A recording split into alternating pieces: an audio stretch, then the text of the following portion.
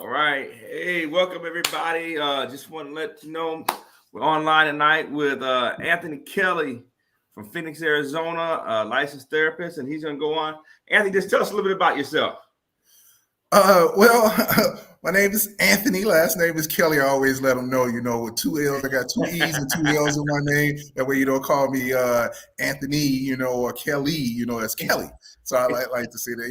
Yeah, I'm a licensed independent mental health practitioner, licensed professional counselor. I've been in the mental health field now for about 30 plus years. I've worked in forensic mental health, sex offender services, child psychiatric unit. I've worked inside the drug court, domestic violence. I've worked at the Beatrice State Developmental Center. I was the mental health manager also for the Lower Buckeye jails here in the Arizona area at the both Towers and Watkins. Been in private practice for about 12 years, and now I currently work in the Department of Defense, working at a company called Leidos. We deal with a lot of counterintelligence agencies, so a lot of those particular things. So been in the field for a while. Awesome. Tonight we're going to be talking about your mental health and your wealth, how you spend money, how it impacts what you do, how it impacts how you spend the money. So, Anthony, what's one of the biggest things that you know about this here? What do you think about this here? Well, Minister, when I do couples counseling, because we go into couples counseling, and a lot of marriages, is surrounded, with money, the financial state of money and everything, So when I work with couples counselor, that's a lot of where some of our issues come at, and bring on the mental health effect of the relationship. Money is sometimes, not all the time, I'm just saying, sometimes money plays a very big factor in the relationship, and also it plays a big factor in individuals' mental health.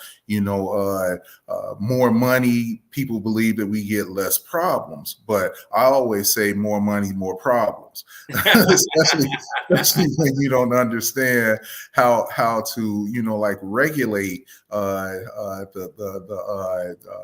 the responsibilities that come along with that particular thing. And everybody always say, man, I want to have that kind of problem. I want to have that problem. Give me all that money. But, who wouldn't want to have their problem? But when it comes, it comes. Just because you have more money don't mean that you're not going to have less problems. Some people, as I said before, there's still responsibilities that go along with it and how you distribute it, especially within the relationship. Okay. Can you still hear me? Yeah. Good. Okay. So, and as it relates, how does the mental health impact what they spend their money on and how they spend it? And folks, if you're on Facebook and if you have any questions, please feel free to chime in, ask Mr. Kelly any question that you have.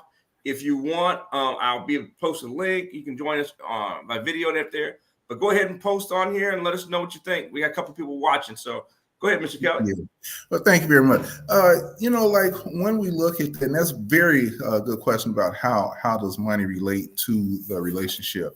First of all, we always look at, scriptures, about who's head of the relationship. And first of all, the man, is supposedly a head of the relationship, because he's the three P's, what I call. He's the provider, he's the protector, and he's the promoter of the household. He promotes that love, honesty, and respect. He protects the family from all hurt, harm, and danger. And he also provides for the mental, spiritual, financial, physical wealth of the household. However, sometimes that monetarily, that financial situation does not all the time meet our expectations, especially with a Mm-hmm. male, because when a male feels as though that he's not providing, then sometimes they feel less than. So we're going to Yep. look at, like when a male, especially African American males, and I'm just going to speak from that perspective, but it does compass, like a lot of all the males. But we're going to look at the African American male, because a lot does not meet our financial goals. We're not all the time in the position where we would want to be at. We're not all the time making the money that that we feel as though that we should make. And then we have that wife, girlfriend, or significant other that they like nice things, they want to do, and the male wants to give it to them, but however, we don't have that. Okay, so what happens is that person begins to, this is where the mental health part comes in, they begin to accumulate stress. And then stress brings on the depression, that brings on the lack of motivation, that brings on the irritability, the insecurities, the area where you don't want to be around, and I don't want to take on, like any more questions from anyone, leave me alone. So, and then also, the isolation. So here's where the mental health part comes in when there's a financial shortcoming or shortfall within there. And so the male begins to act as like unbecoming. They're not doing the things that they supposed to do because they feel less than. A lot of males, you would hear them say, well, look, I'm doing the best I can, and this is all that I have. But then you have those other people, if this is the best that you can do, then I really don't want this here, I want something else. And always looking over, and that pressure begins to mount up on a lot of males that have meet those financial shortcomings. So mental illness begins to set in, and how we and I'm still speaking of males and African American male, how we deal with that is we utilize maladaptive coping responses, such as we turn to alcohol, we turn to drinking, we turn to ignoring, we turn to irritability, anger, not necessarily anger that gets you in trouble, but it's the aggression that comes. See, anger and aggression are two different things. Okay, you can be angry. The scripture tell you be angry and sin not. But that aggression means that you've put your hands, or you've thrown something, or you verbally assaulted someone. So we begin to react in a way that the financial burdens of what we did is bringing on that mental illness. Some of us, when I've been working in the jails, some individuals, when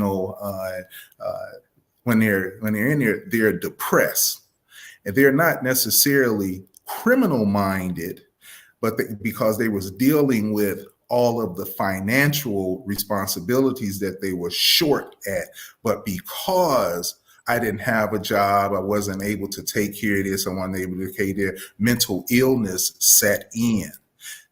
Now that person is sitting in jail because maladaptive coping responses, and they've been dealing with their problems in an inappropriate way.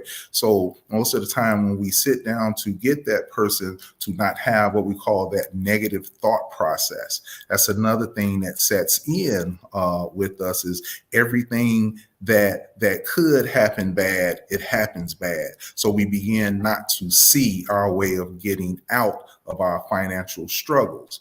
That's where mental health or individuals such as myself can come in to talk to the person to get them to prioritize certain things. Not necessarily saying that the anger is going to go away or anything like that is going to go away. You're still going to have it, but let's prioritize those particular things, because some people have to understand maybe the problem is not necessarily that you don't have enough money, it's what you're spending your money on. You know, Okay. how do you? I mean, like some people say, well, if you have one job, you know, maybe you might need a part-time job. Maybe you may need to switch jobs. Maybe you need to, you know, just look at a different way of dealing with your situation instead of that maladaptive way. Okay, Okay. so that financial that shortcoming, that's why I said before, it brings on that mental illness. It brings on those mental problems. That's why you have to be very resourceful, you know, when shortcomings come. We all want to have money. We all want to have money. But sometimes we may not be able to get the amount of expectations a little bit instead of getting the instead of getting the big house. How about let's do a smaller house? Okay, we have to learn responsibilities is different than your goals. Okay, sometimes you have to reorganize your goals and keep a level head, you know, so that way you're not boggled down with so much anxiety and stress because you didn't meet the financial goals that you did, you know, because we can always rearrange those, you know, like me, myself, I wanted to be a major league baseball player. That was my goal. And I saw myself with millions of dollars. But when that was over, you know, I had to, you know, sit back and say, "Oh, whoa, wait a minute." You know, you mean I got to pay for that? You mean that this here, I'm not going to be able to ride this car, or I can't, you know? So I had to reorganize my way of thinking and put different priorities on things that met the amount of money that I was able to make. Does that make? So you mentioned about your goals and stress. Uh-huh. Mm-hmm. My question is with the goals and the stress, if you can kind of elaborate how that stress positively or negatively impacts the way you spend money. Like when you've got, you know, you got your light bill due, you got your car note, you've got All of the those. rent. Mm-hmm. How the mental part of it, if you don't have that in line and in check, how the mental aspect of that can impact the way you prioritize those bills. Mm-hmm. Mm-hmm. Yeah, and that's the thing, you know, like why we always say there's a saying that you plan your work and then you work your plan. Okay. Okay. So before all of these things take over, take on a different meaning, you know, we all know that we have to pay rent. So we plan to work. We all know that we have to have food. So hopefully that we have enough, you know, to be able that, you know, our job status or where we work is enough to take care of the things that you need to do. Okay. So you don't want to go into things with your eyes shut. Okay. Some things you don't need, some things you just don't need, some things can wait. So we have to be able to prioritize certain things because you don't want to overwhelm yourself by taking on more than what you know you're bringing in. Everybody tell you that, you know, don't live beyond your means. When stress begins to take over, the only thing that we see is the negative aspect of the pressure, because people are coming at you all over the place. I want this, I need this here, you didn't do this here, da da da da da, this is going on, you know, and it begins to mount up on you. So that's why I say try not to put yourself in that type of position to where you've taken on more than what your financial means are allowing you to do. A lot of us like I said before, we do a lot of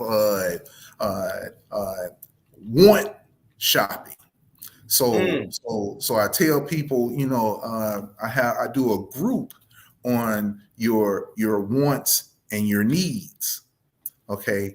Uh, some people shop with their wants first instead of their needs. So sometimes you may want this because you think you deserve it. I work all the time, I want this here, so I want to get this here, but you really don't need that. You mhm, know, we can't be impulsive when you're dealing with financial responsibilities. mhm, I spoke with a person not too long ago. Had a situation with uh, I bought my kid some clothes, mhm, mhm.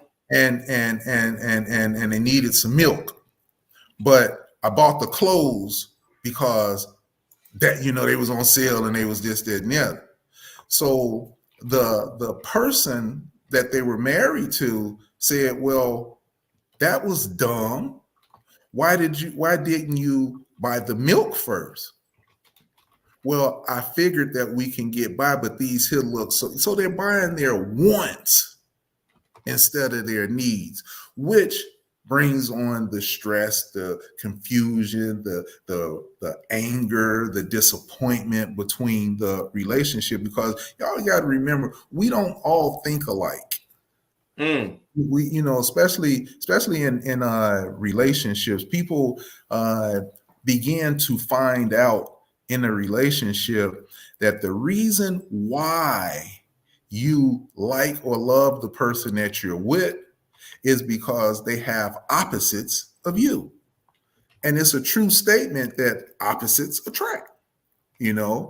Some people love other people that are impulsive. Some people love individuals that are planners. And so you will notice that the planner and the impulsive person, they get together because that's what drew them to that other person. But then when those hard decisions and hard choices need to be made, do we go with the impulsive person or do we go with the planner?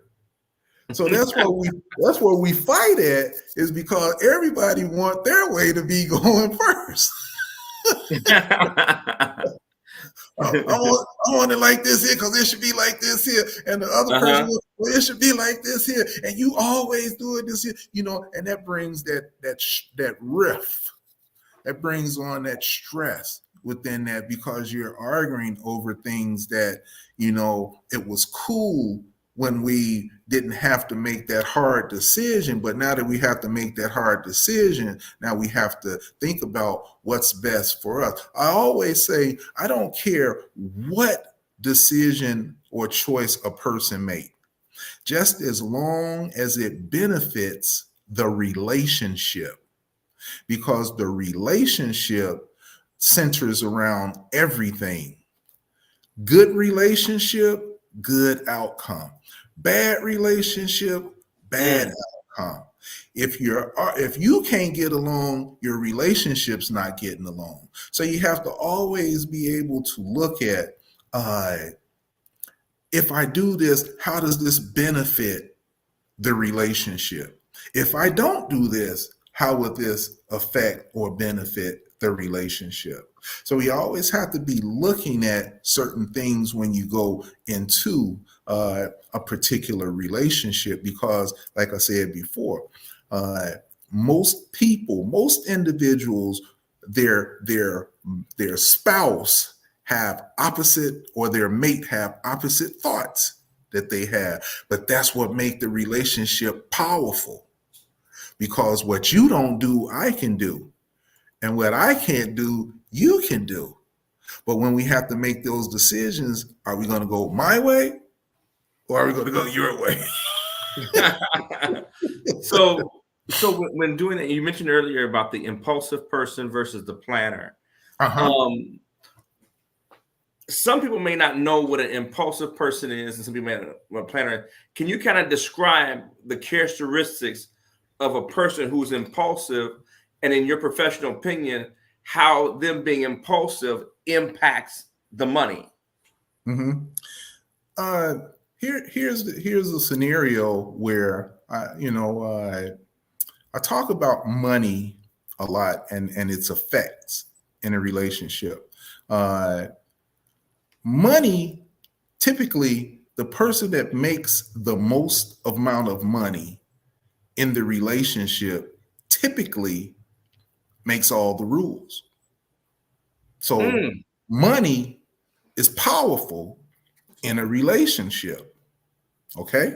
So when you look at that, people say, oh, no. Yeah, it does. Because those conversations come up a lot when they say, well, I think I want to buy this. Well, what do you mean you didn't make enough, or you spending up all my money up around here and this, that, and that. So money dictate who makes the rules in a relationship. Okay. I would say, I would hope that it doesn't, but most of the time, if you making all the money, you get to spend all the money or most of the money. Just put it like that. Now, when you have that balanced relationship, it doesn't matter who makes it. Remember that the relationship, we spend the money. Okay. So if you have the impulsive person that makes the majority of the money, then of course we're going to buy video games. Of course we're going to buy a lot of want shopping. You're going to do a lot of want shopping because I'm impulsive, because I like that and I see this here and I thought that I should get this here and I deserve this here because and here we go. Okay, so okay. That's that want person, that individual that believes that because I make the money, I should spend the money. Okay, and they might spend it on stuff that, as I said before, it could wait. It doesn't need to be done right now. The planner is the individual that will have the money but won't spend none of the money.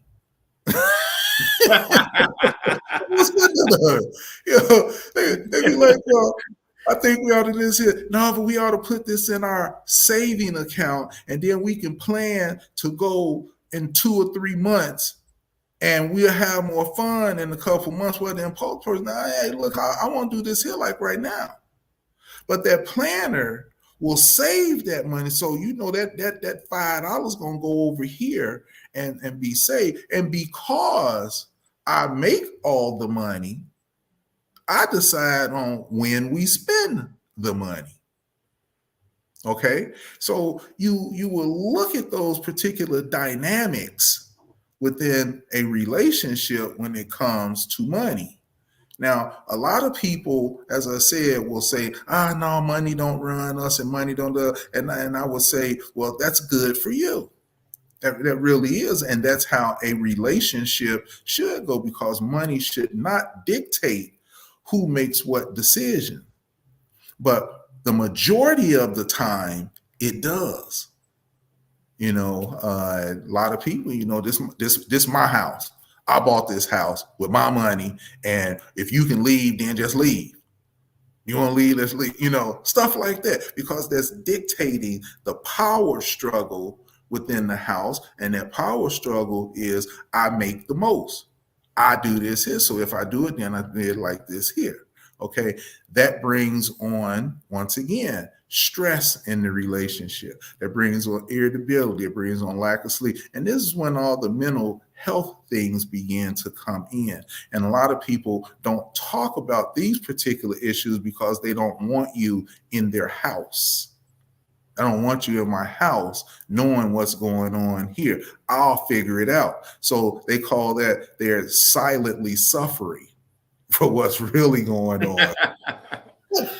So with that dynamic of the impulsive person and the planner, and if we take out the making of the most money, if we take that out, what's a good strategy for someone who's dealing, for a couple that's in that impulsive planning? how can they reason together to come and make it profitable for the entire house, as we say? What's a Mm-hmm. good strategy for them to come together to be able to sit down and have that money conversation Mm-hmm. without it being adversarial? Yes, good, another good question.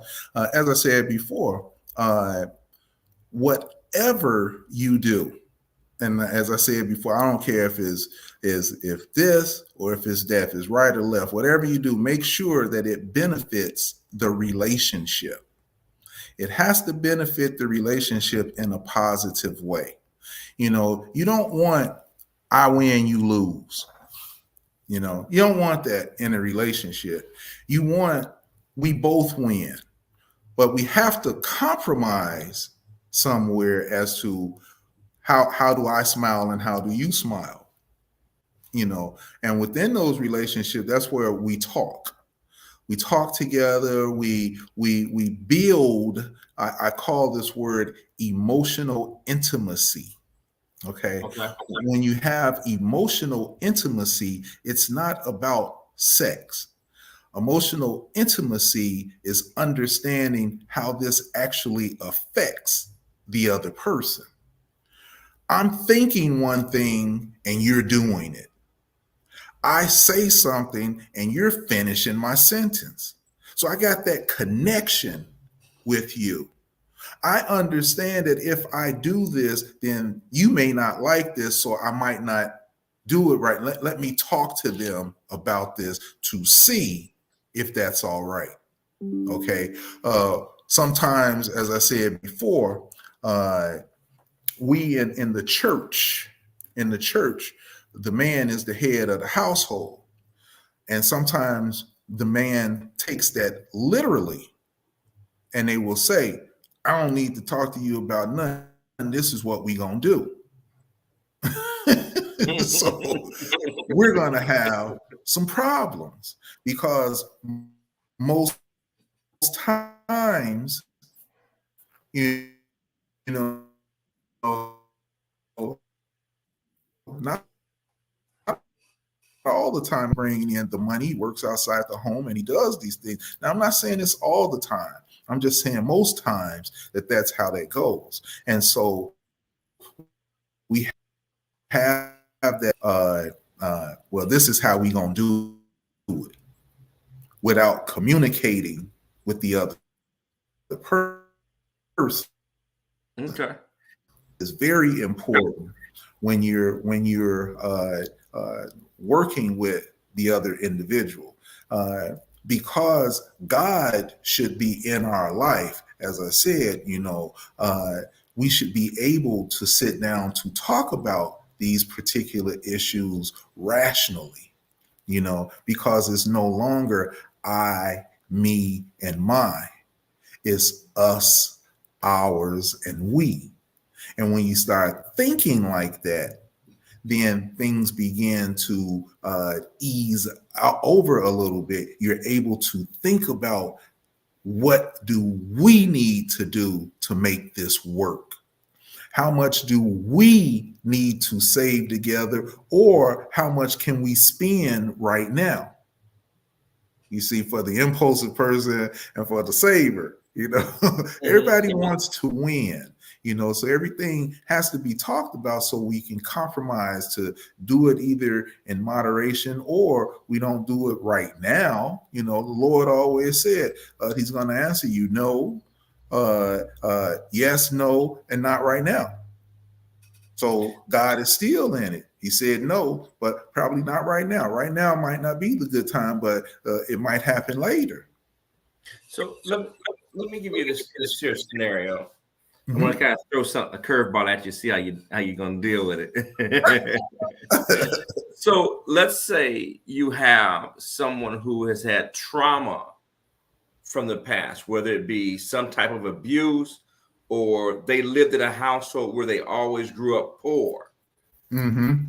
And how could a dialogue take place between that person and another person to be able to spend the money wisely? How would Mm-hmm. that dialogue and what would that dialogue look like, or what should it look like? Yeah, and we get a lot of that. I have that scenario a lot. I can almost tell you that let me talk about that one also. From a personal standpoint. Growing up in the ghetto. And not having. That's one of my fears. Big fear is being broke. I hate to be broke. So I've always had a mindset to work, and I like the theory of excellence. So I like to go to work, and I like to have nice things, and if I have to work 2 or 3 jobs, I would do that. But coming back, with growing up and you were traumatized, and it depends on what that trauma may look like. Are we talking about financially being traumatized, or sexually traumatized, physically traumatized? I don't know what part of traumatization that you are referring, but we're just going to say that the person grew up poor. Okay. And that's one of the things that we hate. Nobody wants to not be able to be without. you know uh, Being able to build trust in the Mm, relationship, being able to build trust. Say what you mean what you say. If you don't mean it, don't say it. So if the person is saying to you, I don't want to be broke, and I grew up that way, and I don't like the way that you spend this, and you over there, okay, then I understand. I hear what you're saying. And then you still going out and spending. Well, that's not building trust with that person. That's not helping that person. And you're not saying what you mean. You're just saying what for right now. Temporarily, this is what's going to get me by for right now. So then this is what I'm going to say. So with that person who's been traumatized over the years, you have to demonstrate that you're trustworthy. So that individual can depend on you, you know, understanding that when I'm hungry, you provide. When I need you to hold me, you're there. When you say you're going to do something, you do it. So the trauma begins to subside because they become comfortable in the environment. They become comfortable with the individual. They become to realize that, okay, this is a safe environment. Okay, one that this person is not going to allow that to happen to me. Okay, so that person begins to trust the environment, begin to trust you, begin to look at things a little bit more differently. If they have $5, they no longer take that $5 and stick it in a sock. They might spend $1, or say that, hey, I got this here. Is it all right that I do, da da da da da. So you're checking in with that individual because it's all being safety. Because safety is the key to dealing with a person who's been traumatized. They need that security. They need that familiarity. They need that form of understanding that nothing is going to happen to me. And then you go to that next step. Especially if it's been childhood trauma. I always work with individuals to get them to understand that when you were a child, you didn't have a voice. You couldn't tell somebody, no, I ain't gonna do that. Yeah, say that and then get smacked upside the head or hit in the mouth. You know what I mean? yeah. Yeah. So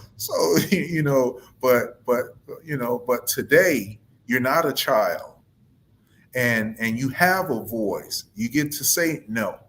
You know, you get to move into an environment where you feel that you are safe. That you're being heard. You know, that's another thing that people that have been traumatized, they don't feel as though that they've been heard, that you're not listening to me. And that's one of the things that they carry over from that form of being traumatized, you know, is a sense that no one's listening. I'm saying something, but you're not listening. You're not hearing me. And so that as I said, you know, that's one of the key issues, is to make sure that that person feels safe and they trust you, and you're not feeding them that new word that they use today called gaslighting. I have to step back off of those sometimes. I didn't grew up in that era. You know, one person just commented that, and if you can touch on a little bit how this impacts the way you spend money, is they said boundaries. Yes. Boundaries. And if you can just kind of touch on how boundaries impacts the way a couple or we should spend money. Mm-hmm. Well, once again, you know, when you look at boundaries, you know, some boundaries have what we call an invisible barrier. Okay. And that's the one that the other person just knows that it's there. All right. The implicit one, you know, I mean, explicit rather, you just know that it's there. And sometimes you understand that you shouldn't go this far. All right. So boundaries with money is this, as I said earlier, the person that makes the money, most of the money, is the one who sets the boundaries. They set up how this is going to go. If you're not talking about that, if you're not putting limits on high or low, if you're not putting things in perspective as to how things will go, if you're not expressing how you feel when this happened, you know, I don't feel good when we ain't got no money, you know, or I get scared if I ain't got enough money, or man, you know, so you have to express that to that person to set that boundary there. Okay. A lot of times what we do, we play the game. We play the game first. And then when something happens, then you say, oh, well, look, I didn't want you to do that. Oh, I see it's too late now. See, but we already been playing. Now you got something to say. You weren't saying that when it was like this. But now when this happened, now you got something to say. You see what I mean? So we don't put those boundaries in place when they should be put in place. Okay? And that's why I say you need to be talking to the individual. You should be looking, okay, you are a person already know that their contribution to the relationship is this. The other person know that their contribution to the relationship is that. So the person that does not have the biggest monetary contribution to the relationship is expected to spend less. But what if they spend more? We got problems. We got problems. It's a problem. So that's what I'm saying, is that in the relationship, we need to be talking about certain things and understand where our boundaries go. Where do they rely at? You know, is it all right if I do that? Because as I said before, the person that makes the most money is the one that makes the rules and the guidelines. You know, but that's not all the time. It's not all the time, but the majority of the time it is. Now, that's different because people would say, oh, no, no, no. Yeah, because remember now, when you are in a committed, healthy, long term relationship, what's yours is mine, and what's mine is yours.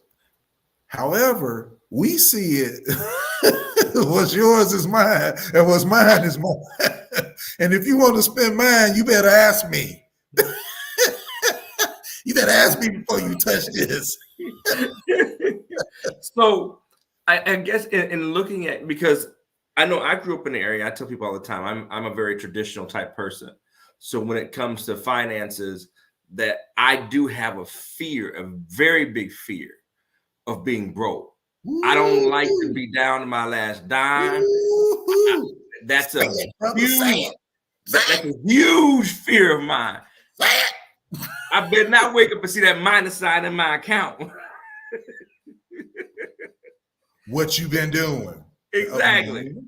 Exactly. Mm-hmm. So for couples who do have those fears, and then one person grew up not having to worry about that, Mm-hmm. I go back to the question is when they want to sit down, because I grew up in an area where they oftentimes said, no, ain't no romance with no finance.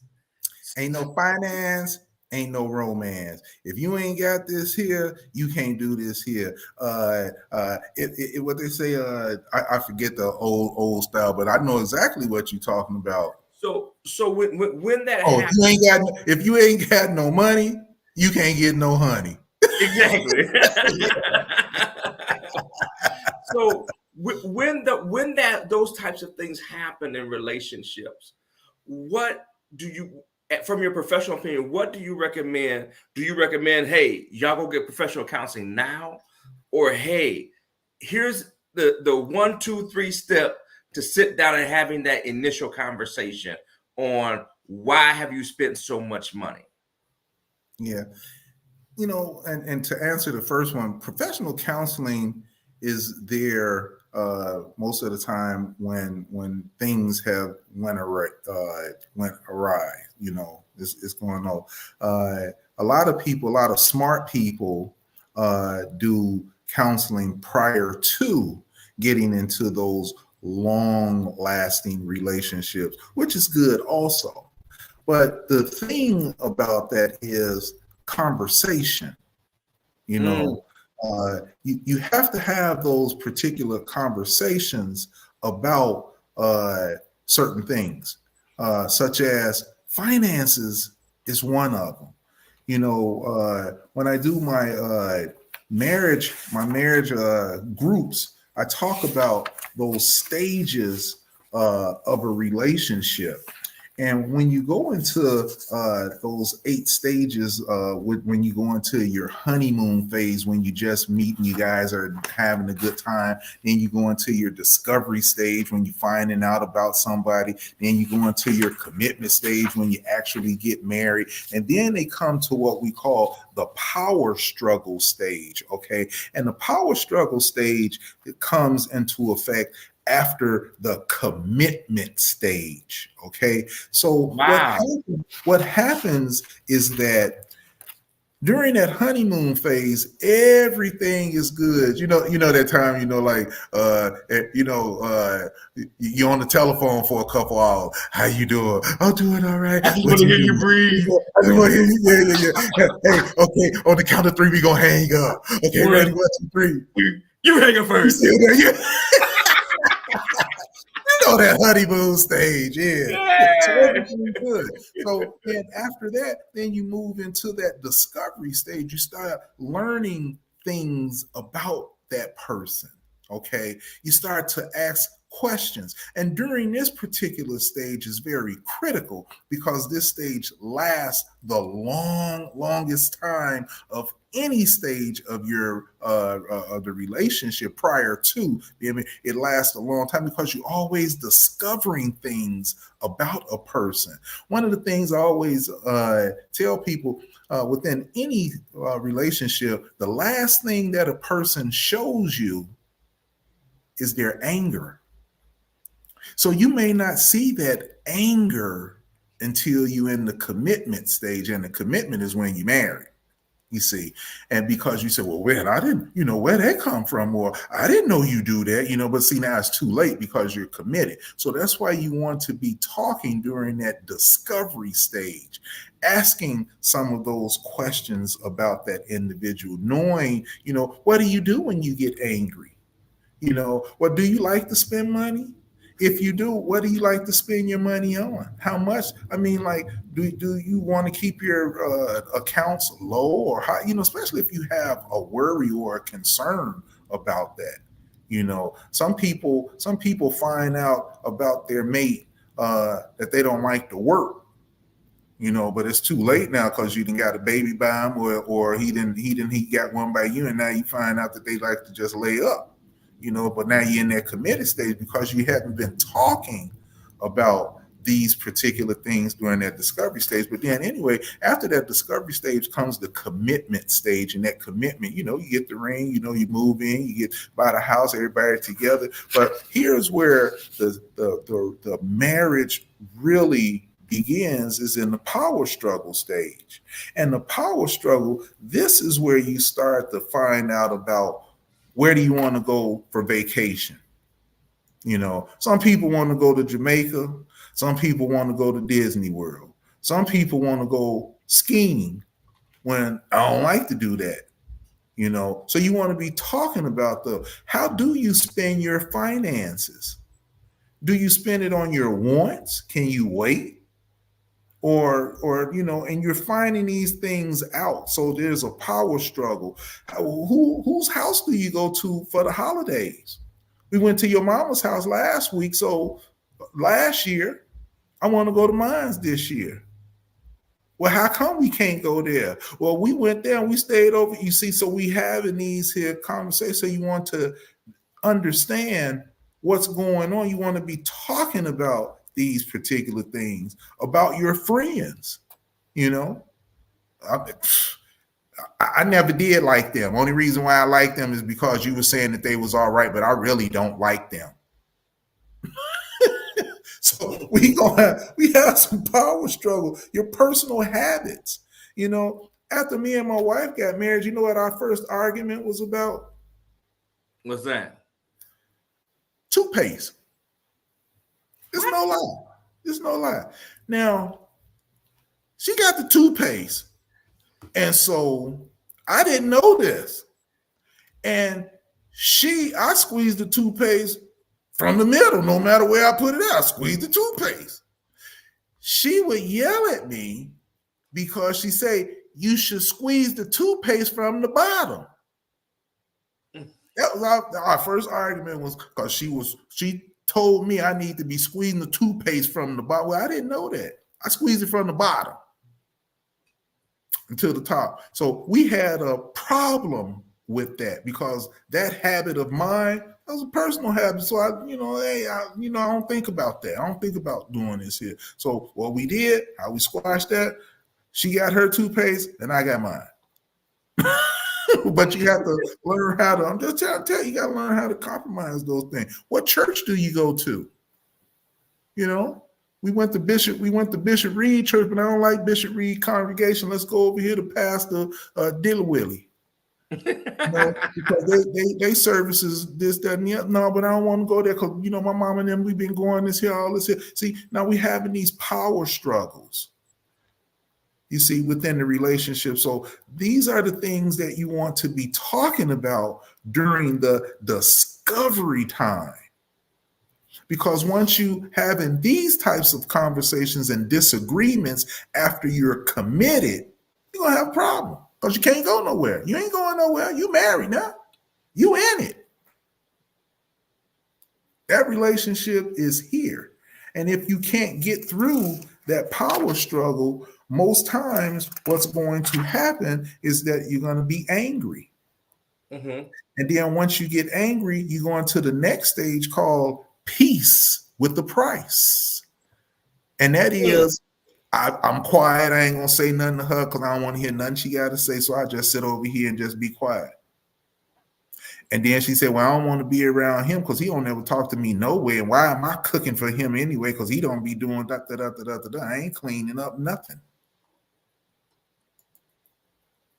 So this is where the relationship begins to go down. So that's why we want to talk about these particular things. When you feel as though that this is going to be serious, let's talk about this. And what I mean is, right after that honeymoon stage, when we get into that discovery stage, and you feel as though that you're going to be with that person, you need to be having those conversations with them before you get into that commitment stage, because you're going to always discover things, but you don't want to discover that major issue, one that had I known this. Had I known they like to hide money and spend it when they want to, I would have thought something different. So when you talk about that, one person mentioned controlling, and another person talked about communication. When you talk about controlling in a relationship, especially because financial control is sometimes can be, and you correct me if I'm wrong, financial control can sometimes be the worst kind of control, when they are withholding the finances to keep you captive.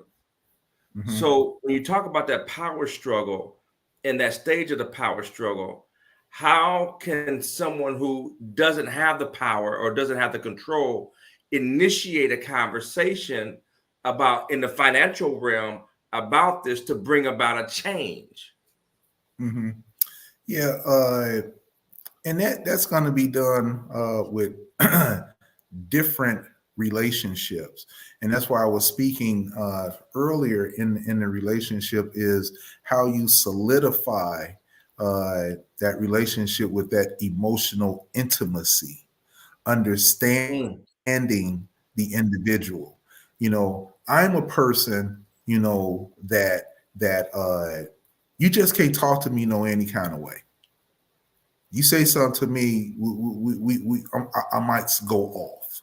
Okay, you just can't come up and just tell me something and don't expect for me to say nothing or do nothing back. It just can't happen like that. Okay, now how would you know that? You know, now the person who you are with should know how to come to you, how to come at you. They should know that I might need to, you know, sit this person down. I might need to bring some roses. I might need to make his favorite steak. I might need to give him a bath. I might need to take her out to dinner. I might need to. So you should start understanding how to talk to your mate. And you do that, as I told you before, that's during that discovery phase, by asking those questions about things that you like and how don't you like and this, that, and the other. But once you're in it and you're committed in there, I would say you have to be able to have those communications with your spouse or your loved one or significant other. You have to have that. Now, I know that in church, now don't let me get wrong. You know, I know within church that it's about your loved one and your wife and your spouse. I understand that, but see, I do groups without, you know, that's not in church. So I'm just letting my church people know, hey, it's all about God. It's all about God first, and I believe in marriage. You know, but I do understand that everybody's not there. So when you're doing those particular things, you want to sit down to talk to that individual to understand how to conversate with them, understand how to have a conversation. And all the conversations should not be had when there's a problem. That's one of the things, that's one of the things where we go wrong at. See, when there's not a problem, we don't say nothing. We don't think about stuff like that because we say, oh, well, that ain't gonna ever happen. Well, it might. So you might want to, you know, sit down, hey, babe, you know, what would happen if this here go on? Oh, okay. Now I was just thinking about that, you know, ain't no breathe, you know, da. So we're talking about it, but we're not talking about it. So, I'm finding out, but I ain't finding out. But some people, when there's a problem, now you want to talk about it, and then the other person don't want to talk about it. See, once again, that opposite spectrum. Because some people, they don't want to talk about things right now, and then the other person does. Now, a lot of relationships have that concept, like everybody don't want to sit back. So I have to, as a therapist, I always ask that person, well, if you don't want to talk about it, what's a good time that you can calm down to come and talk about that? So I wait so that they give me a reasonable time. Me personally, I don't like for a person to make another person wait 2 days or next week or a couple weeks later to talk, because what happens there, we have what we call unresolved issues. And when you have unresolved issues, you got a big problem, because when you have that one issue that's unresolved, you just let it roll. So then when another situation come up, you're not talking about that current situation. You're talking about the unresolved issue that we didn't talk about last week. And so now we're going to talk about that your mama this here and this here, that, and you spent all this here. We ain't even talking about the baby need diapers right today. We talking about what happened last week and this, that, and the other. And so what should have been this big is now that big, because we have those unresolved issues. So you have to understand how to bring things to your mate so you don't have those lingering unresolved issues, because unresolved issues are relationship killers. It kills the relationship. You keep sweeping it, but yeah, boy, when that one comes, it's gonna be a doozy, because everything is gonna come out. I mean, you ain't even talking about what's going on now. You talking about this and that and that and this and you can't and this, that, and and you're talking about stuff that don't even relate to what we're talking about right now. So that's why it's very important to keep that line of communication open with the individual. Build on your emotional intimacy. Understand that when there's good times going on in the relationship, we're talking about other issues. We're talking about our finances. We're talking about what we need, because we're going to laugh and joke about it, but at least we touched on it.